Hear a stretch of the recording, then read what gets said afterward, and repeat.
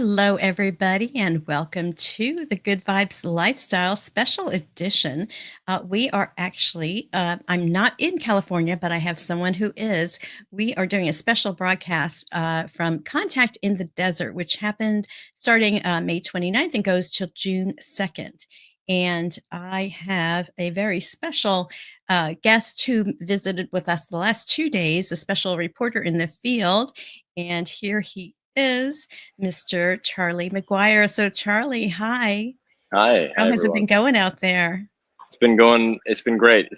Yesterday was a very busy day. A lot of interesting talks to go to. I think yesterday was probably the first, um, like day where everyone was here. Everyone was gearing up, ready to go. Thursday was the official start, but Friday was big. And so today and tomorrow are also going to be big days. A lot of people are going back to work on Monday, so I feel like Monday will be a little quieter. But it's been a lot. It's been a lot. So looking forward to get into it. So let's talk about last night. I know you went sky watching, and how Yeah. did that go? Because I know a lot of times people go out there and they look and they don't always see anything. So how was it for you guys last night? Yeah, so we unfortunately also fell into that camp, and that's just how it goes. One of the things that I appreciate about that excursion, we went with Ben Hansen and Mark D'Anthony. That's a D apostrophe Anthony, and if you've, I think both of them have TV series about UFO hunting.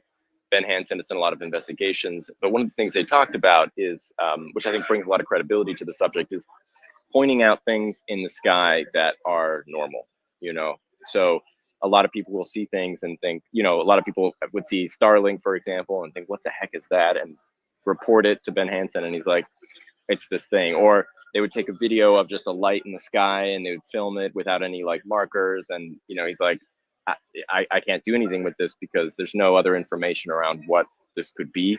So he talked a lot about that, and Mark Anthony is an astronomer, and so he talked a lot about the stars that we're seeing, and different astronomical facts, essentially. And so it was a lot of that, and we were still like, looking for things in the sky, but we didn't see anything. A small group of people did go off to the side and try a CE5 meditation, but it was difficult. I mean, none of us are experienced meditators, and the buses were running, and you hear cars going, and the other group was still talking in the background. So it wasn't exactly a pure environment to kind of enter into that relaxed state and speak to some higher entities. But it was still a good experience. Chris Bledsoe, I know, is doing another Skywatcher event on Sunday night. I, of course, will not be here for that, which is a shame.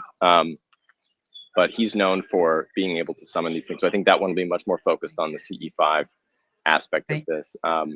But still very interesting to go to. And, you don't see anything if you don't look up. So even if you look up and you don't see something, that's, it's part of the journey. There's not always going to be something. And so I think going there and not trying to find something that isn't there is also important to recognize that it's not always going to be there. So Sometimes it's a matter of just going outside, looking up, seeing the stars, and realizing how, yeah, we're one piece of a big, big, big universe. I did have a exactly. question you said Yeah. about like some things, like what's not like. So, what does Starlink look like? Did he say like how do you know a thing is a satellite or like not a UFO, but it's like normal? Yeah. So, well, you'll see a lot of individual satellites, and they just look like they have the same luminosity of stars. So they just look like a star, but they're moving in a straight line across the sky. So they're just taking one singular path. They have a trajectory, which is the orbit that they're in around the Earth, and that's what they're going. Starlink, in particular, is usually like a string of lights. So it'll be like that same thing. It'll be a light going in a direction, but instead of just one light, it'll be, five, six, seven, eight, nine, 10 lights all moving in the same direction in a straight line. So that's what's odd about it, is people, will see that and do that. They also talked about, there are spy satellites that move all in the same direction, and they're usually seen in pairs of two or groups of three. So you'll see two or three lights moving kind of in sync across the sky, and people will think, oh, that's a craft, but it's just three satellites moving together so they can get triangulation of ships in the water. Wow. So those kinds of That's good things. to know. Yeah, My neighbor yeah, saw these lights, and then she's like, "Oh, look outside. You see these lights?" And I did see a string of lights going, like, one after another, and sometimes it would be 2 together. One time she saw a whole bunch of them. They were going different, like, same trajectory, like you were saying. So those were yes. probably Starlink, or you said if they're doing a triangulation, those are actually spy satellites? Spy satellites. Yeah, yeah. So the things that you do want to look out for are, if you see, something moving in a direction. What it takes usually, I think what Ben Hansen said is that satellites moving in orbit are moving 17,500 miles per hour. So that's really fast. So it's okay for a craft to be moving in that direction and continue moving. When you see them take turns and start to maneuver around the sky, that's when it's odd. So those kinds of lights, if you see them kind of moving around, stopping, turning on and off, those kinds of behaviors are odd. And if you can film them, he said, ideally film them with some kind of marker, like a horizon or a Uh, rooftop or a tree, something that you can kind of pair it up with, or other stars, if your camera phone is bright enough. And also, he said to film everything in horizontal, because mhm, it's better to, you get more pixels when you put it on a bigger picture. screen. Yeah. Mhm. So film it horizontal. Look for those five. What do they call them? Five. There's 5 minute, five discernible. I forget, blanking on the name, but um, I know I've heard it too. yeah, Discernibles? Is it it sounds right. discernibles? It sounds right. I If someone knows, I'll put it in the comments, and then we'll have the answer. Um, but Yes. yeah, so pay attention to those. That's really interesting. I think, again, one of the most interesting things about being here, and I've talked about it before, is just being able to speak with as many people as possible. Mhm. I just came out of there was a Q&A with Jesse Michaels, and he just kind of answered questions for an hour. I got to ask a Now question Jesse about, Michaels, remind the yeah, audience who he's a yes, podcaster, right? he's a Okay. podcaster. He runs American Alchemy. If you haven't checked him out and you're in the field, I highly recommend it. He does a lot of really good long form videos interviewing Mhm. tons of interesting folk within the subject, and also in like psychedelics, paranormal, kind of fringe theory sort of things. And he takes a very um, what's like he takes everything at face value, but he asks kind of questions, very intelligent questions, and coherent questions. So these people have an opportunity to answer things in a deeper way than they might do if they were just kind of open ended. So he's really great. What was the Whitney. big takeaway from his talk? Was there anything that really stood out?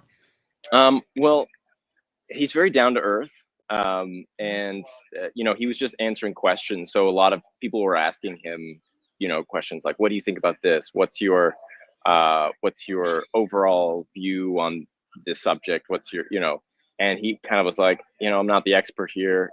Here's what I think, but I, would kind of encourage everyone to not look for a single source, i.e., me, of this thing. I did get a chance to ask a question. I asked him if there was something that he um, would do beyond sort of interviewing folks.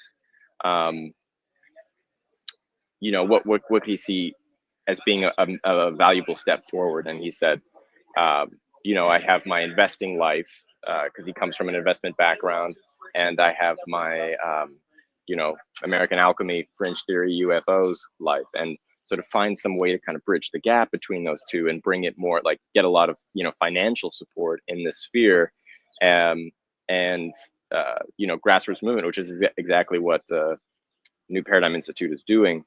That would be a great thing to kind of bring it into the kind of public domain.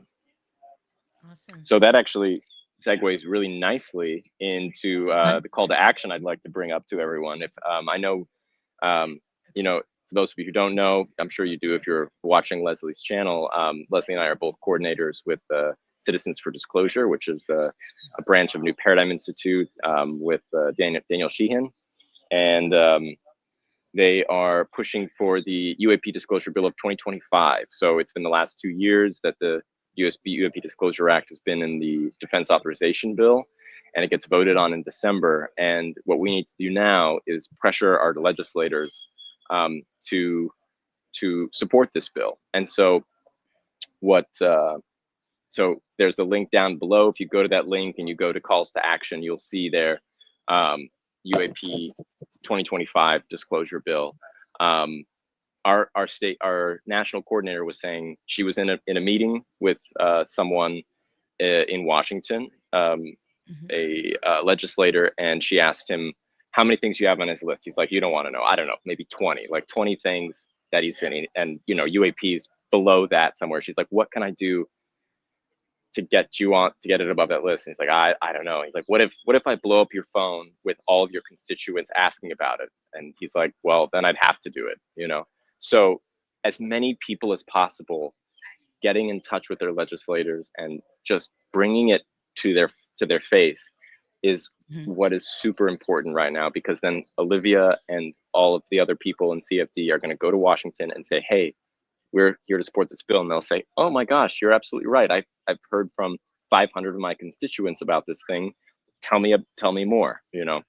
And so this is really what we can do as the little folk down here, let's say, um, as just as a normal person who's interested in the topic, to contact your legislators and put it on their radar. So Mhm.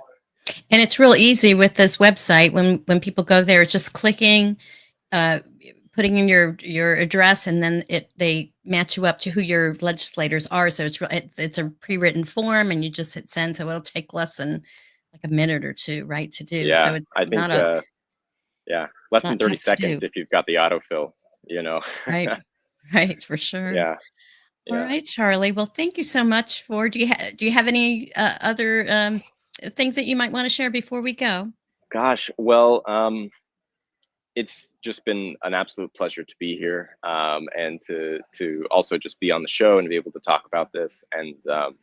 I unfortunately am leaving today, so this will be my last appearance at Contact in the Desert. But if anyone has any questions, Leslie has my email on there. I'm free Yep. to There we go. respond. And yeah, just keep paying attention and write your legislators. That's the most important thing. Write your Right. legislators. Exactly. Wonderful. All All right, right. Charlie. Thank you so much. Have a wonderful rest of your day there. Enjoy it. And I'll talk to you probably Sunday. All So right. Yep. we I'll always see you check in Sunday, on Leslie. Sundays, right? Yep. That's right. That's right. Got to All keep each right. other Well, accountable. yes. Thanks again. And My I'll pleasure. talk to you soon. Take care. Okay. Here. Bye. All right, so that was Charlie McGuire, and he is the California state coordinator, one of the coordinators that they have for Southern California. So, if you are interested in this subject and really want to see change happen, as he said, go to newparadigminstitute.org, look for Take Action. There's a button on the right, upper right top there, and that'll take you to the form to fill out, which will get to your senators and legislators and really make a difference. This is one of those situations where we can really make a difference with a very little action, but a lot of us have to do it. So let's get the pressure on our legislators. All right, everyone. Thank you so much for watching, and I will see you next time. Peace out, everyone.